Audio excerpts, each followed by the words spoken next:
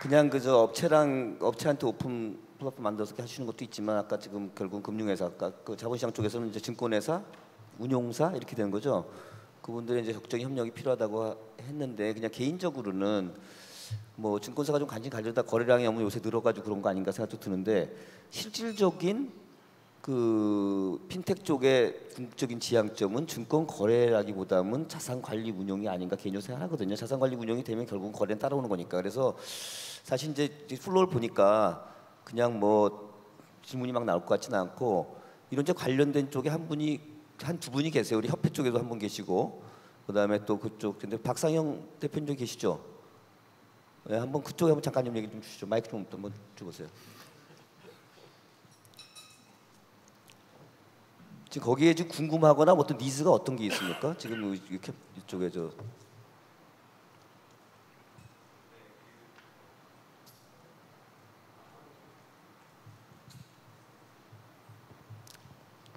원장님 조금 시간 오버돼도 괜찮죠? 네.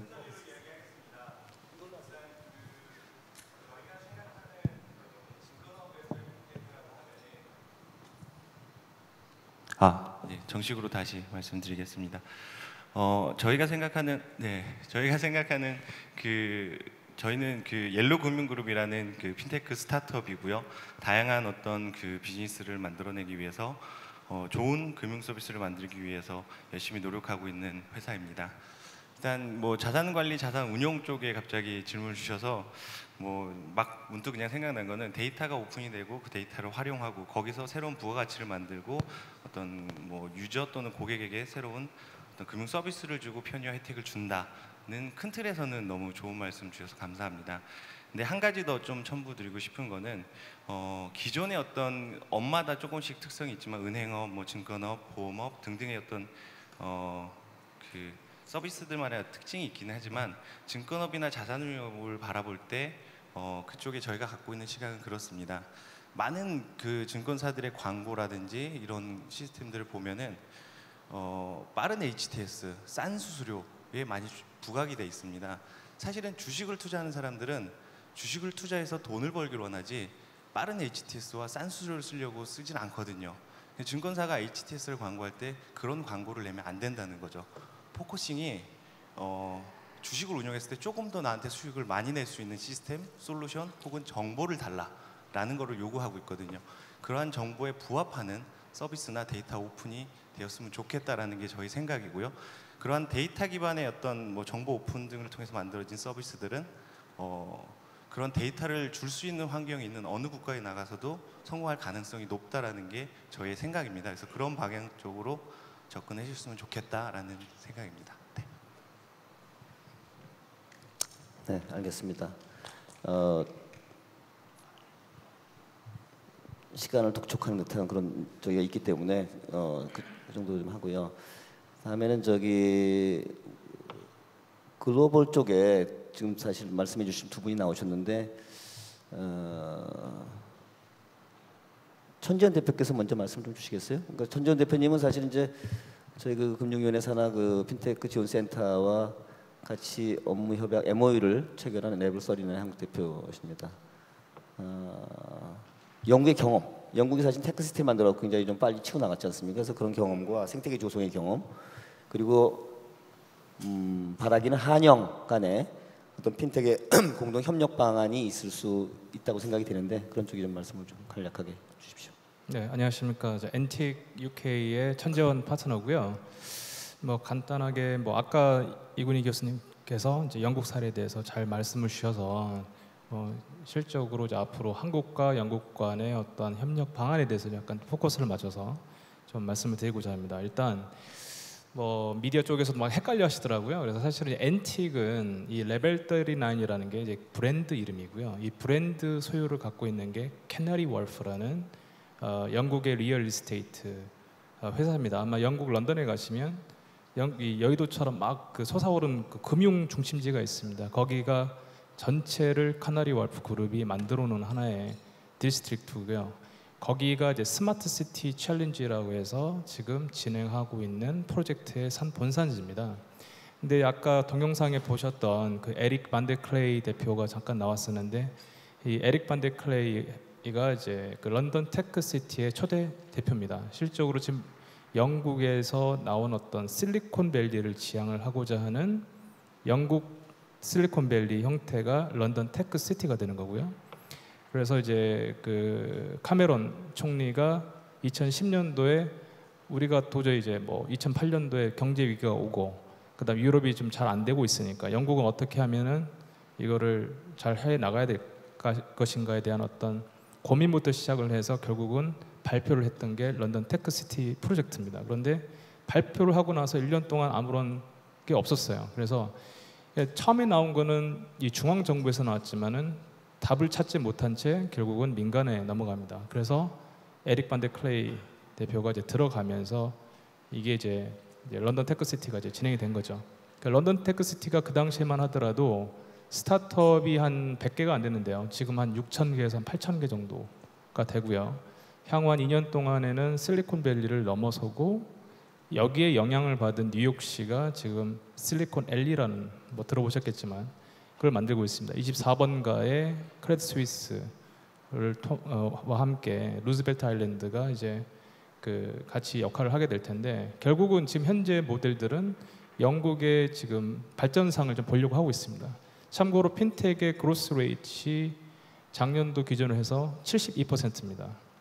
미국이 32%밖에 아니거든요. 그래서 제가 봤을 때는 아마 그 핀텍과 관련된 지난 몇 년, 한 2년 정도에 한 2조에서 한 3조 정도가 민간 투자가 들어간 게 핀텍 투자금입니다. 그래서 굉장히 활성화가 돼 있고요. 간단하게 저희가 이제 레벨 39이 왜 여기서 성공을 할 수밖에 없었냐. 사실 지금 2년밖에 안 됐습니다. 2년밖에 안 됐는데 전 세계적인 어텐션을 받은 이유 중에 하나가 뉴트럴 플랫폼입니다. 어디에 속하지도 않고 누구나가 올 수 있는 오픈형으로 만들어 놨고요. 그래서 런던 테크시티와 이 스마트 시티를 하고 있는 민간 주도의 카나리 볼프가 서로 지금 컬래버레이션을 잘 하고 있다. 그래서 이런 모델들을 우리가 그러니까 영국에서 성공했던 모델들을 한국에서도 충분히 소개를 할 수 있겠다. 그래서 지금 저희가 한국 정부에 특히 이제 미래 그 어디죠? 그 핀텍 지원센터하고 서울시하고 지금 지난 2주 전에 했었던 그 MOU는 스마트 시티에 대한 거고요. 그다음 핀텍 지원센터는 핀텍의 활성화입니다. 그런데 저희가 쭉 보니까 그 앤티크 사실 이름은 앤티크고 이제 레벨 39은 좀 전에 말씀드렸던 것처럼 브랜드 이름인데 한국에 저희가 지금 진출을 할 생각을 하고 있습니다. 아직까지는 지금 레벨 39 들어온 게 아니고요. 한국에서 만약 한다고 했을 때 지금 여러 지금 채널을 통해서 지금 같이 협의를 하고 있습니다만 저희가 하반기를 지금 생각을 두고 지난 2년간 영국에 했던 것과 똑같은 것들을 한국에서 지금 하고자 하고 있고요. 그런 점에서 지금 금융위하고도 여러 가지로 지금 좀 대화를 많이 나누고 있는 지금 상황입니다. 그런데 지금 한국에서는 약간 다를 수밖에 없는 게 카나리 월프가 하나의 플랫폼에 실질적인 그 돈을 다 주고 이렇게 진행을 하는 그런 챌린지를 갖고 있지만 한국은 금융권이나 또는 아까 뭐 SI 말씀하셨습니다만 SI 기업, 그 인터넷 뱅크에 대해 저희가 좀 관심이 좀 많고요. 그다음에 크립토 커런시라 그래서 지금 이제 비트코인이 더 활성화가 되고 있는데 저희도 거기에 굉장히 좀 주안점을 많이 갖고 있습니다. 그래서 그 크립토 커런시와 그다음 P2P 랜딩 쪽, 그다음에 그런 여러 가지 부분들을 섞어서 향후 한 2년 동안에 영국까지는 아닐 수 있겠지만은 저희는 솔직히 그 위상을 보고 있습니다. 그래서 여의도나 또는 적합한 지역을 저희가 이제 들어가서 거기에 오픈 스페이스를 만드는, 그래서 정부 쪽으로는 규제의 어떤 완화라는 부분에서는 저희가 협력을 하고, 그다음 기존에 있는 그 은행권 또는 금융기관과는 새로운 어떤 그 수익 창출에 대한 기회를 좀 전달해 드리려고 하고 있고요. 그다음에 가장 중요한 거는 한국에 있는 핀텍 기업들이 세계 시장으로 나갈 수 있게끔 하는 그런 플랫폼 역할을 하는 겁니다. 참고로 레벨 39의 1년의 방문객이 3만 명입니다. 그리고 이벤트가 300개 정도가 되거든요. 거의 매일 이벤트가 있습니다. 그래서 이노베이트 파이낸스가 1년에 2번 있는데 그게 금융과 핀텍의 거래 바디입니다. 한마디로 비즈니스 딜 바디인데 이거를 어디서 하냐면은 영국에 있는 런던 스탁 익스체인지에서 하고 있거든요. 이제 그런 부분들이 민관이 또는 이제 그 스타트업이 다 어울려서 할 수 있는 하나의 거대한 플랫폼이라고 보고 있는 거고요. 저희가 주안점을 갖고 있는 게 바로 그런 플랫폼을 한국에다 만드는 것을 지금 생각을 하고 있습니다. 시간이 많이 지난 것 같습니다. 네, 말씀 잘 들었습니다. 영국하고 미국은 항상 금융 주도권을 다퉜는데 전에는 이제 볼코럴이 강할 때는 영국이 좀 가져갔다가 다시 또 가져갔다가 리마스 나서 영국이 다시 새로운 트라이를 하는데 보니까 텍시트를 만들어 갖고 이렇게 하고 있어요. 그래서 새로운 금융 주도권을 갖기 위한 영국의 전략이 사실 핀텍 쪽에 포커스가 돼 있다라는 생각을 하면서 앞으로 기대를 많이 하겠습니다. 한영 간의 협력 방안에 대해서. 다음은 독특한, 저도 이제 잠깐 여기 뭐 들어오기 전에 말씀 나눴는데 이력이 독특하시더라고요. SG은행 쪽에도 계셨으면 지금 노무라 증권 쪽에 계시고 금융 쪽을 많이 아시면서도 그 전에는 굉장히 IT 쪽에 특화해서 하셨던 우리 김경수 노무라 증권 본부장께서 아마 독특한 의견이 좀 나오지 않을까 싶기도 한데 말씀 주시죠. 예, 바로 두 가지 점 말씀드리고 마치겠습니다. 첫 번째 점은 좀 거시적인 이슈인데 제가 지금 핀테크 산업진흥법에 대한 내용을 모르기 때문에 제가 드리는 내용이 상당히 왜곡되어 있을 수도 있습니다. 이 내용을 모르고 드리는 말씀이니 혹시 제가 잘못됐다면 정정해 주시기 바랍니다. 지난 12년 반 동안 한국에서 제가 경험한 금융 서비스에 대한 출시, 그 이후의 규제에 대한 아주 간략한 버전은 이렇습니다. 금융 상품에 대한 기획이 이루어지고 출시가 됩니다. 그 상품과 서비스가 획기적이거나 큰 임팩트가 있으면 거기에 맞춰서 규제도 감독기관의 방향도 조금씩 바뀌어지기 시작합니다. 그러다가 금융사고가 터집니다. 해킹이 일어나죠. 정부 유출이 됩니다. 규제가 바뀝니다. 그러다가 또 다른 새로운 서비스가 일어나고 언론에서 거기에다 홍보가 일어나고 난 다음에는 규제도 다시 새롭게 정비가 됩니다. 제가 봐온 13년 동안의 서비스에 관련된 진화는 이랬습니다. 지금 오늘 우리가 핀테크의 태동의 시기에서 주역들이 모여있는 자리인데 제 바람은 이번에 핀테크도 이런 사이클을 밟지 않았으면 합니다. 2년 전에 3사 카드사 유출사고 기억하십니까? 아마 그 카드사보다 언론과 국민 정서가 더 많은 영향을 줬을 거라고 생각합니다. 실질적인 피해보다는. 금융회사의 일개 회사의 보안과 시스템에 대한 이슈도 보장될 수 없는 사회에서 하는데 이제는 정보가 금융회사에서 RCC 통신망에서 정보 분석 전문기관에서 돌고 도는 세상에서의 지금 서비스를 우리가 논하고 있습니다. 사고는 반드시 터질 겁니다. 제가 부탁드리고 싶은 것은 핀테크 산업진흥법뿐만이 아니라 전자금융거래법, 자본시장법, 금융실명제법, 은행법, 보험법, 여신금융업법. 이게 사실 말은 쉽지만 정말 힘든 과제죠. 우리 정부와 감독기관과 우리 전문가들이 이 한국의 산업을 총체하는 이러한 모든 이 규제들을 한번 다시 들어보는 계기가 되고 이 핀테크를 정말로 발전시키려면 하이 레벨에서 조금 여유를 가지고 이러한 하나의 인스턴트 사고의 조정을 맞추는 것이 아니라 이 거시적인 발전을 위한 규제를 논의하는 것, 그것이 우리에게 기회를 부여하는 기본이라고 생각합니다. 두 번째는 구체적인 내용인데요. 이 핀테크에 관련돼서 저는 전문가가 아니고 하지만 이제 인터넷 뱅킹, 미국의 로봇 뱅크, 인터넷 뱅크에 대해서는 여러 가지 좀 경험이 있습니다. 한국이 지금 이제 인터넷 뱅크에 대한 논의가 시작되고 거기에 맞춰서 규제가 이제 완화가 되기 시작했지 않습니까? 인터넷 뱅크 하면 지금 언론에 나오는 것들이 이제 값싼 수수료, 뭐 빠른 서비스. 근데 여러분 아십니까? 지난 10년, 15년 동안 한국의 유수의 세계적인 금융기관들이 한국의 지사를 설립했습니다. 대부분 철수했죠, 여러분. 한국의 현지 법인으로 금융회사로 남아있는 데는 뭐 다이와, 맥쿼리, 도이치뱅크, 노무라 이 정도밖에 없고요. 지금 아시다시피 대부분의 회사들이 메릴린치, BOA, 뭐 골드만삭스 다 지점으로 남아 있어요. 현지 법인으로 뭘 할 만큼의 이게 안 된다는 거죠. 그냥 지점으로 남겠다. 혹은 또 하나의 이유는요. 지점으로 남아 있으면 규제가 대부분 적용이 안 됩니다. 현지 법인이 되는 순간 OTC, 파생상품 거래 뭘 하기 위해서는 현지 법인에 대한 여러 가지 규제가 이제 적용을 받기 시작하는 거죠. 이 규제에 대한 부담 때문에도 그런데요. 이게 법인이든 지점이든 간에 일관적으로 외국계가 대부분 시도를 했는데 100% 실패한 사업이 있습니다. 그게 뭘까요? 이 사업은 외국계만 실패한 게 아니라 대한민국의 모든 금융산업이 다 실패했는 사업입니다. 프라이빗 뱅킹, PB 사업.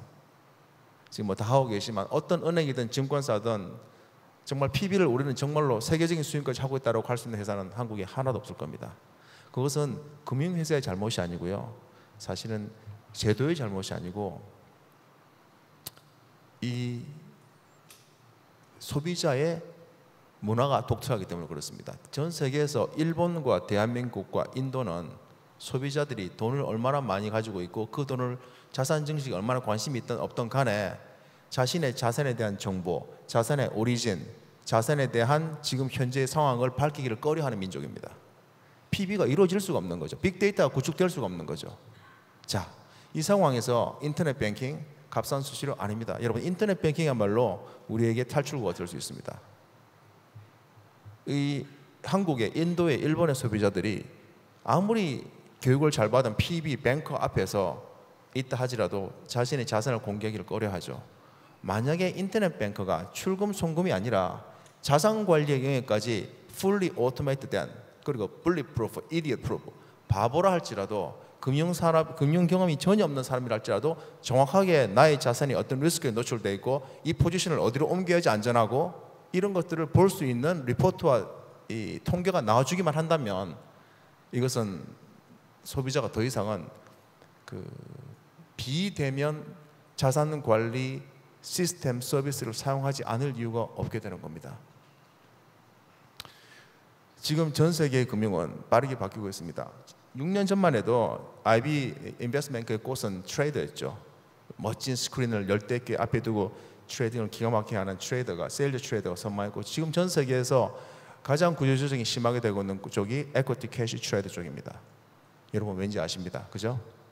알고 트레이딩이 사람을 대신합니다.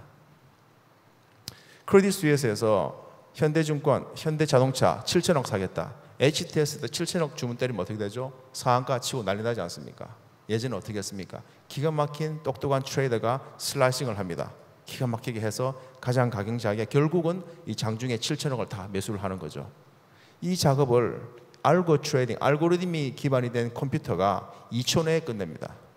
시장에 임팩트를 안 미치고요. 퀀트, 컴퓨팅, 통계, 자산 분석 능력을 통결한 퀀트 컴퓨팅이 이제는 주식 거래뿐만 아니라 자산 관리 영역까지 침투가 되어 있습니다. 인터넷 뱅크, 사람이 대면하지 않는 자산 관리 영역 가능합니다. 세계적인 성공 사례 아직은 없습니다. 왜냐하면 거기도 우리와 같은 과오를 저질렀죠. 빠른 서비스, 낮은 수수료. 우리가 늦긴 했지만 한국의 전문가의 역량은 대단합니다, 여러분. 기억나십니까? 2004년, 3년 IC 칩 뱅킹 그때 제가 처음 했던 게 뱅크온, LG텔레콤과 제일은행, 국민은행 했던 거예요. 그 다음에 BM 뱅킹 기억나시죠? 그다음에 이제 텔레폰 뱅킹 그리고 케이블 TV로 하는 TV 뱅킹도 있었어요. 여러분 기억나시죠? 그때 기가 막힌 벤처 사업가들 지금 하나도 안 남아 있습니다. 생태계가 존재하지 않았고 서로가 서로를 말라 죽인 거죠. 이제 우리 두 번 다시는 이런 과오를 범하지는 않습니다. 우리 은행이 기존 기득권을 가진 은행과 거대 보험사와 정부기관과 우리 유관기관과 우리 학계에서 한 마음으로 규제를 열자는 것이 아니라 규제의 일관성을, 이 핀테크의 일관성을 지향하는 규제를 새로 만들고 서로 상생할 수 있는 생존 기반을, 소위 말하는 생태계를 만든다면 충분히 경쟁력이 있다고 봅니다. 네, 감사합니다. 그래서 저 은행에 계시다가 증권으로 가시는 모양이네요. 네. 지금 우리나라는 이제 그런 쪽이 좀 약하지만 뭐 일부 여기도 지금 오셨어요. 자산 관리 운영 쪽에 이제 핀텍 관련된 분도 오시고 그랬는데 핀텍 혁신 서비스 뭐 그 평가를 보게 되면 사실 이제 자산 관리 운영 쪽이 사실 상위를 차지하고 있죠. 그런 만큼 사실은 향후에는 이제 그쪽에 핀텍 관련된 핀텍 서비스를 갖다 활용한 그런 영역이 굉장히 많이 있다라고 생각이 되고 있고요. 시간이 많이 지났는데 사실 굉장히 그 다양한 좀 그 넓은 영역으로 얘기가 좀 진행이 됐습니다. 그러나 여기 지금 이쪽에 관심이 많으시고 전문가 분들이 오셨으니까 이해해 주실 거라고 생각을 하고 끝으로 우리 오늘 사실 이제 위원장님도 굉장히 좋은 얘기를 해주셨죠. 우리가 좀 뒤처진 것 같긴 하지만 앞서 나가 있는 나라들도 사실상 아직까지 새로운 어떤 그런 핀테크 환경에 맞는 규제 틀이라고 그럴까 이런 거 사실 뭐 제대로 만든 상태는 아니죠. 지금 사실 이제 시험에 나가는 상태이기 때문에 두 가지를 다 하면서 나가야 되기 때문에 사실 쉽지 않다 이런 말씀 주셨는데 우리 김동완 과장님. 네. 예, 저는 처음에 아까 전에 그 이근희 교수님 그 강연 이제 해주실 때 이제 거대한 파도로 이제 상징됐던 이제 핀테크 이제 거대한 파도 이제 그림하고요. 그 다음에 손을 잡고 지금 뛰어야 된다라고 이제 말씀해주신 이제 그 두 가지가 참 이제 기억에 많이 남습니다. 우리 전성호 이제 부장님께서도 이제 말씀을 해주셨지만 제가 핀텍 관련해서 이런 포럼이라든지 세미나라든지 참 이제 참여할 기회가 이제 많았는데요. 올 연초하고 지금을 이제 비교를 해보면 참 많은 변화가 있습니다. 연초만 하더라도 자 핀텍이 무엇이냐 이제 정의론부터 시작해서요. 핀텍의 이제 효용성, 그 다음에 이 핀텍을 우리가 수용을 해야 될 것인가라는 이런 추상적이고 이제 원론적인 이제 그런 수준의 이제 논의가 쭉 이제 진행이 되고, 그 다음에 이제 은행들이라든지 이런 이제 금융권 쪽에서는 이 핀텍 산업 육성에 대한 이 반신반의 좀 이제 회의적 시각이 많았고, 그 다음에 이제 핀텍 기업들 같은 경우에는 이제 규제에 대한 그런 비판, 그 다음에 이 금융권에 대한 그런 보수적인 그런 행태에 대한 이제 그런 비판들이 주로 이런 이 포럼이나 세미나에서 주로 이제 논의가 되었다면, 오늘 제가 정말 이제 격세지감을 이제 새삼 이제 느끼게 되는 게 정말 많이 이제 구체화되고 이 전체적으로 이 그런 이제 방향성을 이제 서서히 이제 잡아간다라는 이제 그런 느낌이 이제 드는 것 같아서요. 아까 그 그림에서 나오는 것처럼 열심히 지금 뛰고 있는 단계는 아직 못 갔지만 뛰기 위한 이제 워밍업과 이제 막 스타트 라인을 이제 출발한 이제 그런 이제 상황에 이제 와 있는 것 같아서 이제 많은 이제 이 변화를 이제 느낄 수가 있고, 특히 이제 글로벌 핀텍 연구원처럼 이런 이 핀텍 산업 육성에 있어서 이제 탱크 역할을 해줄 수 있는 이제 이런 전문 이제 연구 이제 기관까지 이제 출연했다라는 게 참 이제 고무적인 방향이라고 생각을 하고요. 앞에서 해외 이제 많은 사례를 이제 보셨지만 결국 이제 핀텍 산업의 지속적인 그런 이제 발전을 위해서는 핀텍 기업과 그다음에 금융회사 관련된 이제 그런 유관 기관들 간에 이제 이 활발하고 이제 건강한 생태계가 단단하게 구축이 돼서 이게 계속 이제 발전해 나가는 게 가장 이제 근본적인 이 조건이라고 하겠습니다. 그런데 뛰어야 되고, 그 다음에 특히나 이쪽 핀텍이라고 하는 건 이제 융합의 영역이고, 그 다음에 새로운 영역이다 보니까 저희가 뛰기 위해서는 정부의 이제 적극적인 그런 지원이라든지 그런 역할이 필요하다라고 이제 저희도 이제 판단을 하고 있고, 많은 것들을 지금 이제 하고 있는데요. 지금 워낙 조금 뭐 한 몇 가지 방향을 얘기해 주실 거죠? 예. 그 사이에 그러면 플로어에서는 지금 시간이 많이 가가지고 질문이 좀 있다 그러면은 그냥 손만 들어주세요. 그럼 제가 바꿔서 진행하겠습니다. 말씀 주시죠. 그래서 앞으로의 방향을 간단하게, 저희 뭐 워낙 이제 분야가 다양하기 때문에 정부가 지금 하고 있는 그 정책을 이제 일목요연하게 이제 정리해서 소개 이제 드릴 수 있는 시간이 이제 별로 많이 없었는데요.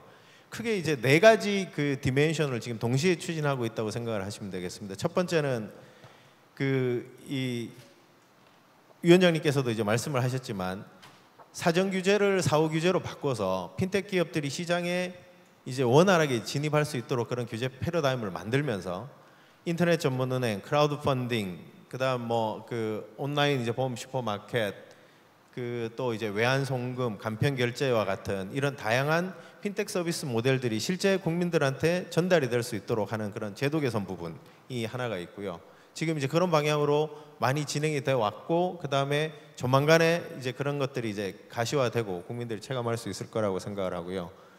두 번째는 지금 우리 정유신 교수님도 계시지만 핀텍 지원센터를 중심으로 해서 이 금융회사와 핀텍 기업과 그 다음에 각 이해관계 기관들이 서로 만나서 소통하고 협력할 수 있는 이제 건전한 생태계를 이제 단단하게 이제 구축을 해 나가려고 하고 있습니다.